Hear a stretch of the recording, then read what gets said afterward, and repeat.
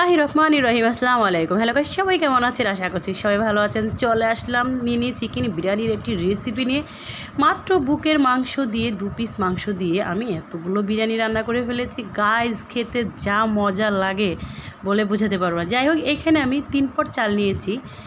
চালটাকে আধা ঘন্টার মতো পানির মধ্যে ভিজিয়ে ধুয়ে তারপরে গরম পানির মধ্যে তেল, দারচিনি, এলাচ, লবঙ্গ, গোলমরিচ দিয়ে চালটাকে অর্ধেক সিদ্ধ করে নিতে হবে। মানে যেভাবে আমরা ভাত রান্না করি সে চাল। এটা হচ্ছে আমার মোজাম্মেল চাল, আপনারা যে কোনো চাল নিতে পারেন, সমস্যা নেই। এরপরে মটরশুঁটি, এটাকেও আমি লবণ দিয়ে সিদ্ধ করে কাঁচা গন্ধটা দূর করে দিয়েছি। আর চিকেনগুলোকে ছোট ছোট করে কেটে নিয়েছি। এই জন্য মিনি চিকেন মানে বিরিয়ানি। যাই হোক, এখানে জয়তিয়া, জয়ফল আর বড় এলাচ সেটাও আমি বেটে নিয়েছি।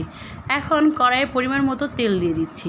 সেখানে হলুদ দিয়ে মাংসগুলো একটু মাখিয়ে নিয়েছি আর গরম তেলের মধ্যে দিয়ে দিয়েছি। হালকা একটু ভেজে তুলে রেখে দেবো, খেতে ভালো লাগবে, একটু শক্ত হবে তার জন্য। যাই হোক, একটু ভেজে নিচ্ছি আমি, 2-3 মিনিট ভালো করে একটু ভেজে নিব। যখন এরকম একটা কালার চলে আসবে ব্যাস তখনই নামিয়ে নিতে হবে। এখন আমি এগুলোকে তেল থেকে তুলে নিচ্ছি আর তারপরে দিয়ে দিচ্ছি হাফ বাটি পেস্ট কুচি, তারপর দারচিনি, এলাচ, লবঙ্গ, গোলমরিচ, তেজপাতা দিয়ে একটু ভাজাভাজি করে তারপর দিয়ে দিচ্ছি 1 চা চামচ রসুন বাটা, 1 চা চামচ আদা বাটা দিয়ে মশলাটাকে আবারও সুন্দর করে নাড়াচাড়া করে একটু ভেজে নেব। তারপর দিয়ে দেবো পরিমাণ মতো লবণটা দেওয়ার পরে বাকি মশলাগুলো আমি একটু পরে অ্যাড করছি। লবণটা পরিমাণ মতো দিবেন সবাই। তারপর দিয়ে দিচ্ছি আমি হলুদের গুঁড়া 1.5 চামচের মতো, দিয়ে দিলাম 2 চামচ মরিচের গুঁড়া, যেহেতু একটু ঝাল ঝাল হবে। সাথে তো গরম মশলা গুঁড়া দিয়ে দিয়েছি 1 চা চামচ, জিরার গুঁড়া দিয়েছি 1 চা চামচ, আর দিয়েছি বিরিয়ানির মশলা 2 চামচ। আর চাইলে আপনারা গরম মশলা দিয়েও শুধু করতে পারেন। আমি দিয়ে দিলাম 2 চামচের মতো বিরিয়ানির মশলা দিয়ে ভালো করে মশলাটাকে আমি সুন্দর করে কষিয়ে নিচ্ছি। তারপরেই দেখতে পারবেন কত সুন্দর একটা টেস্ট চলে আসে।